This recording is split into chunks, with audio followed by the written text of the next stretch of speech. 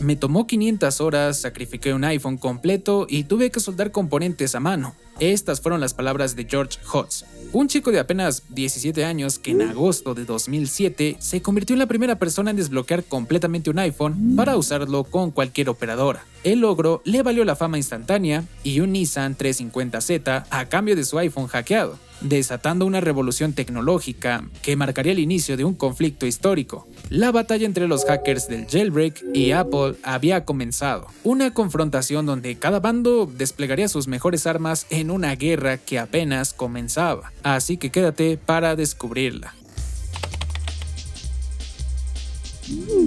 ¿Te imaginas pagar $599 por un teléfono que ni siquiera podías usar con tu operadora favorita? Y no estoy hablando de hace siglos. Estoy hablando de 2007, cuando Apple lanzó el primer iPhone, un dispositivo carísimo que encima venía con más restricciones que una red social norcoreana. Ahora hay que decirlo, el iPhone era impresionante. Mientras todos, o la gran mayoría, seguíamos peleándonos con teclados diminutos y pantallas que parecían sinceramente de calculadoras, Apple sacó tremendo bicho que respondía al tacto, que mostraba páginas web completas y que parecía venir del futuro sinceramente. Pero como todo lo que brilla, también tenía su lado oscuro. Steve Jobs tenía todo fríamente calculado. El iPhone solo funcionaría con AT&T en Estados Unidos. Punto. Si eras cliente de otra compañía, mala suerte. O te cambiabas o te resignabas a mirar desde lejos a la gente feliz con su iPhone.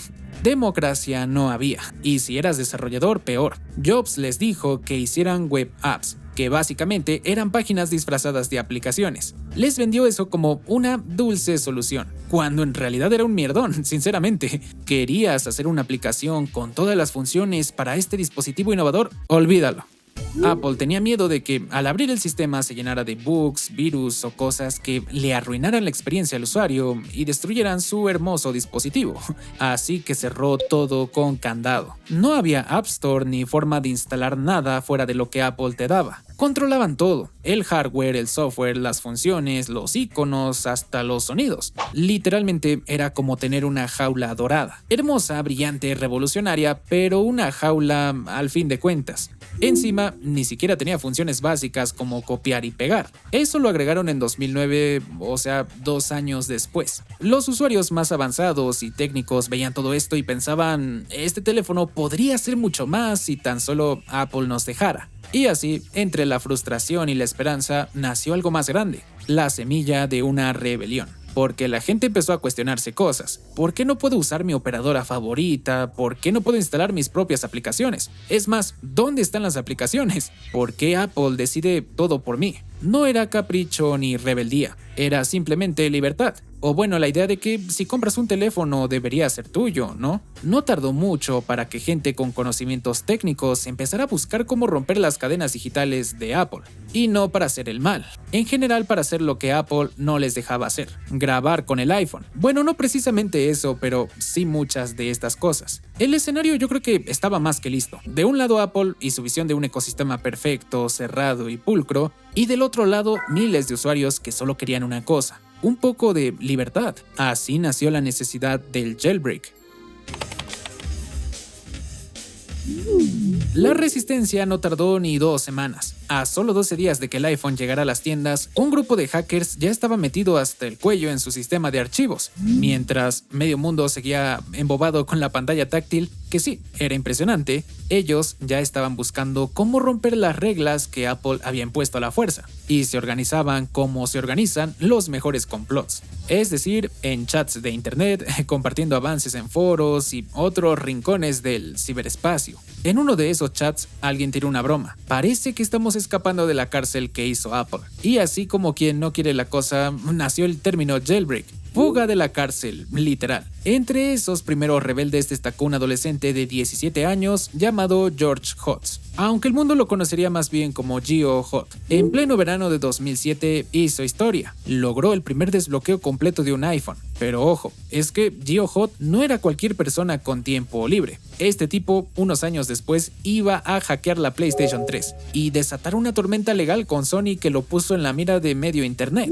No solo era bueno, era peligroso. El tipo casi que jugaba con fuego y lo hacía sonriendo. En el caso del iPhone no era cosa de software, no. El método implicaba abrir el teléfono, soldar cables a mano y ya sabes, moverle al hardware. Algo que es raro pensando que gastaste demasiado en un teléfono y lo primero que haces es abrirlo y destruirlo. Pero GeoHot logró liberar la baseband del iPhone, la parte que se conecta a las redes móviles, y con eso usarlo con cualquier operadora. Adiós AT&T. Técnicamente no era un jailbreak aún, era un desbloqueo de red, pero con eso se encendió la mecha. Un empresario llamado Terry Deydon, cofundador de una empresa de reventa de celulares llamada Certicel, le ofreció un Nissan 350Z a cambio del iPhone hackeado. GeoHot aceptó, porque claro, ¿quién no cambiaría un teléfono por un deportivo? Mientras tanto, en las sombras del internet aparecía el iPhone Deep Team. Un colectivo sin oficinas, sin CEOs, sin corbatas, solo un grupo de hackers repartidos por el mundo unidos por una causa: liberar el iPhone para todos. GeoHot colaboró con ellos al principio, pero después decidió anunciar su hallazgo por su cuenta. Hubo algo de tensión ahí, pero al final todos sabían que el objetivo era el mismo: que cualquiera pudiera decirle a su teléfono: ahora eres mío, no de Apple. Bueno, eso sonó raro.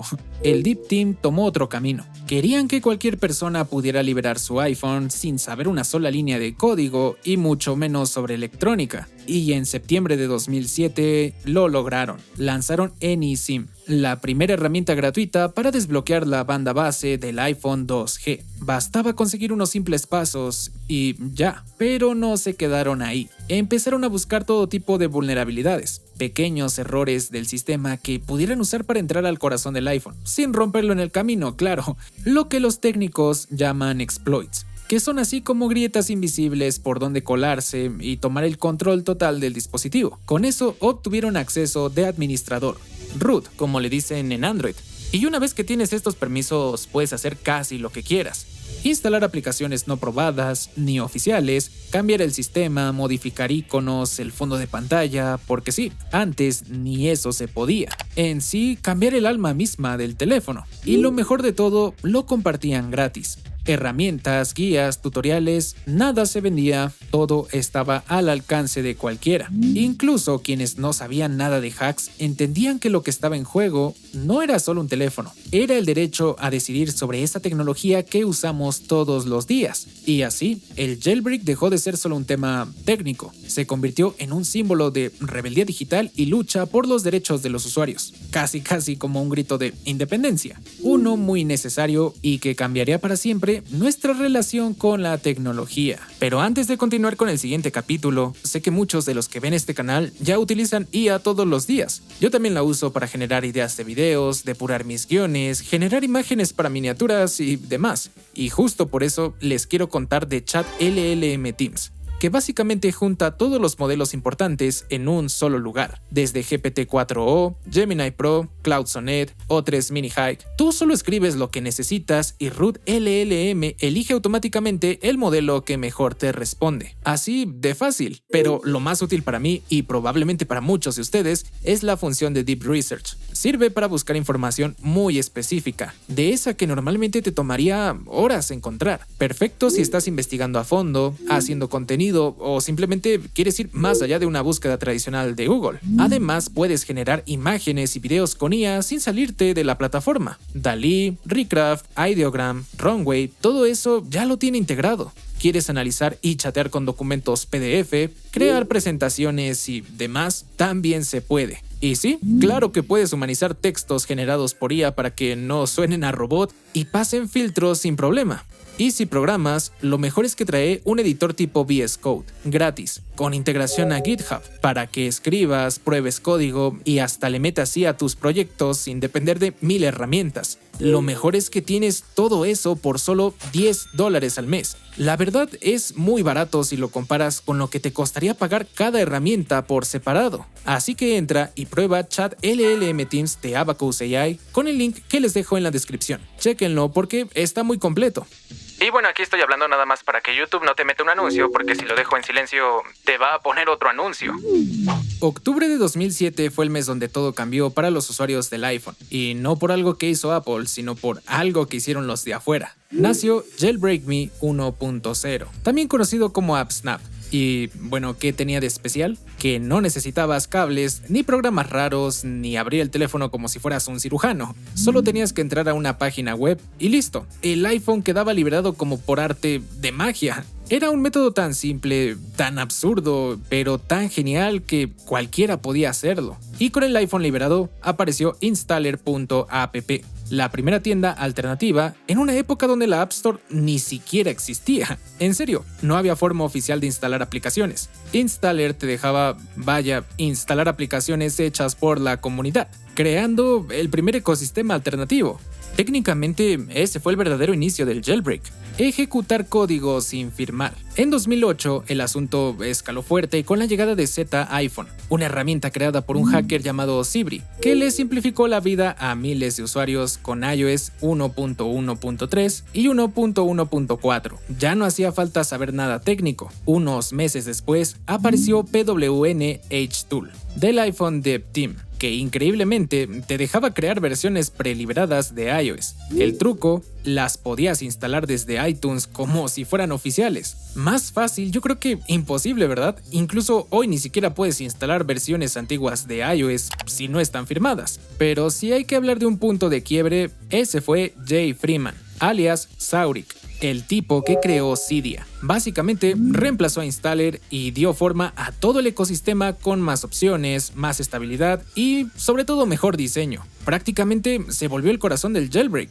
Y no exagero, para 2011, Cydia tenía 4.5 millones de usuarios semanales y generaba $10 millones al año. Porque sí, aunque muchas cosas eran gratis, bastantes herramientas se vendían, todo fuera del control de Apple. La comunidad explotó, aparecieron foros como ModMyEye y Big Boss, blogs especializados y repositorios repletos de tweaks para personalizar el iPhone como nunca antes. Y no eran cambios estéticos nada más. Muchos desarrolladores inventaron funciones que Apple no tenía ni en planes, como el centro de notificaciones, la multitarea real, los widgets, el modo oscuro. Todo eso nació en el mundo del jailbreak. En este contexto se establecieron los tres tipos de jailbreak. Tether, que si reiniciabas el teléfono tenías que conectarlo a la computadora para que arrancara. Una verdadera molestia. Un Tether, el ideal y con el que todos soñábamos porque podías apagar y prender el iPhone sin perder nada. Semi-untethered, el punto medio que después se volvería el estándar. Podías, o mejor dicho, puedes reiniciar, pero tienes que correr una aplicación para reactivarlo. Y bueno, mientras todo esto pasaba, surgieron un montón de tweaks que marcaron una era. SB Settings, que te dejaba activar cosas con un gesto. Winterboard transformaba la estética del sistema en lo que tú quisieras. Personalmente recuerdo mucho intentar darle la apariencia de iOS 7 a un iPad de primera generación. Y pues terminaba en una combinación bien extraña entre iOS 5 y los iconos del iOS 7. Incluso había aplicaciones como iFile que te abrían carpetas internas como si estuvieras en un Android, lo cual era rarísimo de ver en un producto de Apple. Esa fue la era dorada del jailbreak. Los usuarios decidían cómo usar sus propios dispositivos y Apple, aunque no lo admitiera, no tuvo más remedio que copiar muchas de esas ideas en futuras versiones de iOS. El impacto fue tan grande que trascendió lo técnico, demostrando una vez más que la innovación no viene solo de arriba, sino también de los foros y la comunidad en línea. Y esa fue una verdadera lección, que la presión de una comunidad organizada puede empujar a gigantes como Apple a moverse más rápido, a escuchar más, aunque sea a regañadientes. Y yo creo que algo así hace falta hoy en día para ver más cambios, porque las empresas nada más no hacen nada para mejorar, están ahí muy cómodas.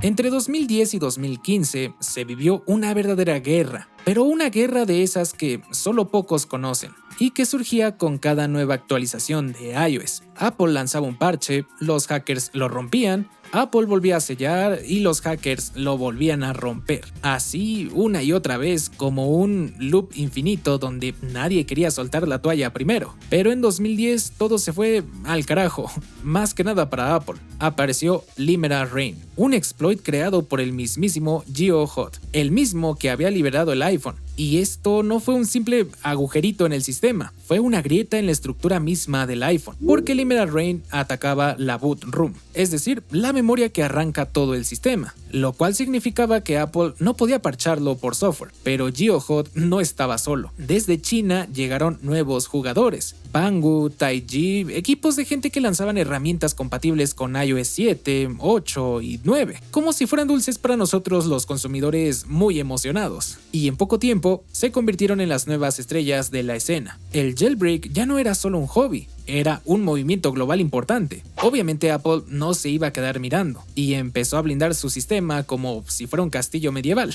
Y mira, desde iOS 4.3 metieron el ASLR, que básicamente hace que encontrar la dirección de la memoria de un exploit sea como buscar una aguja, pero en un campo minado. En iOS 6 reforzaron la verificación de firmas y en iOS 7 y 8 el kernel quedó más protegido del exterior que una reunión del Vaticano para elegir el nuevo papa. Pero entonces, en julio de 2011, llegó el jaque mate, Jailbreak Me 3.0, una herramienta creada por Comex. Pero no el Comex de las pinturas, sino otro chico talentoso de unos 18 años. Con esta nueva versión podías hacer jailbreak al iPad 2, desde Safari. Literalmente entrabas a una página y listo. Apple se asustó tanto porque ya habían hecho demasiado para proteger su sistema y al parecer nada era suficiente. Así que hizo lo que cualquier empresa haría con alguien así. Lo contrató. Si no puedes vencerlos, págales un sueldo. Y así pasó a formar parte de Apple durante un tiempo. Luego, igual Comex haría otras cosillas para la Wii, aunque su trabajo no fue tan popular como sus hazañas en el iPhone. En 2013, el grupo Evaders soltó otra bomba, Evasion, compatible con iOS 6 y 7. En solo 4 días tuvo más de 7 millones de instalaciones. Fue el último gran rugido del jailbreak antes de que Apple complicara más las cosas. Porque sí, las murallas siguieron subiendo. Cada versión de iOS era más segura y mientras tanto, algo nuevo empezó a cambiar el juego: el dinero. Aparecieron los Zero Day Exploits, vulnerabilidades que ni Apple conocía y que se podían vender por millones. Empresas como Zero Doom ofrecían hasta $2.5 millones por un jailbreak remoto. Apple pues pagaba $200,000. Y adivina qué elegían los hackers. Así fue como muchos dejaron de liberar herramientas gratuitas y empezaron a vender sus descubrimientos al mejor postor. El espíritu rebelde se empezó a apagar. Después de 2015, los jailbreaks se volvieron raros. Aparecieron los famosos semi-untethered que se desactivaban cada vez que reiniciabas el teléfono. Y encima, muchos tweaks quedaron obsoletos porque ya no funcionaban con las nuevas versiones de iOS. Al mismo tiempo, Apple empezó a hacer iOS más flexible, adquiriendo un montón de funciones que hoy ya son estándar. Así, me atrevo a decir que terminó la era dorada del jailbreak. Lo que vino después es otra historia. Cydia murió, llegaron alternativas como Sileo, Zebra, nuevos jailbreaks surgieron como Yalu, Electra, Uncover, hubo batallas entre jailbreakers, Apple se hizo casi inviolable y demás. La verdad, hace como 3 años que no hago jailbreak a un iPhone, pero sé que las brasas de ese fuego siguen encendidas. Pero esa es otra historia que queda por contar en otro video. Muchas gracias por llegar hasta acá, espero que te haya gustado el video y no te vayas. Te recomiendo este otro para seguir más o menos con el tema. Nos vemos allá.